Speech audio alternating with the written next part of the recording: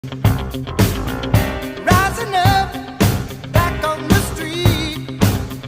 Did my time, took my chances. Went the distance, now I'm back on my feet. Just a man on my head. Nothing beats a Jet2 holiday. And right now, you can save £50 per person. That's £200 off for a family of 4.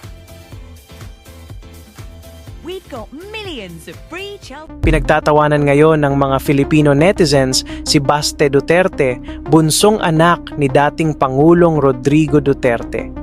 Paano ba naman? Puro angas, puro hamon ng suntukan at sampal kay PNP. Ay para bang sinasadya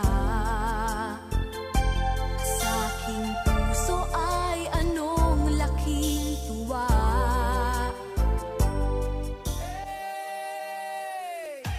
Si Barbie nag-back out na, naduwag di na sumipot, baklita, natakot kay Dore, umiyak siya.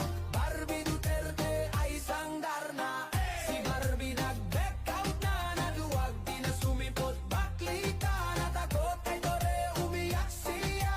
Barbie Duterte ay sangdar na. Suot ng pink, naka-shades pa siya.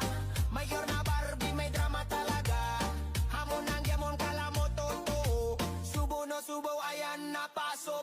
Pinagtatawanan ngayon ng mga Filipino netizens si Baste Duterte, bunsong anak ni dating Pangulong Rodrigo Duterte. Paano ba naman? Puro angas, puro hamon ng suntukan at sampal kay PNP. Baste, anak ng putang ina ka. Naghamon-hamon ka pa kay General Torre. Tapos ngayon pinalagan ka. Naghahanap ka ng tangina.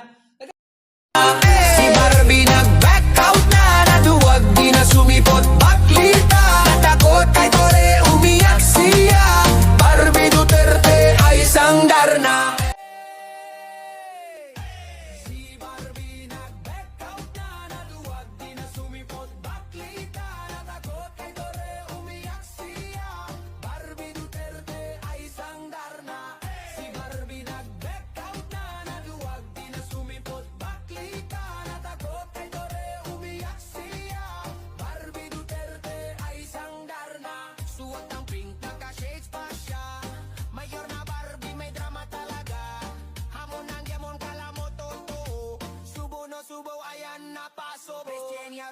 Hindi naman kita hinamon. Sinabi ko talaga, pag nagsuntukan tayo, bubogbog kita. Hindi kita hinamon, tanga. You're just as stupid as the journalist that asked you.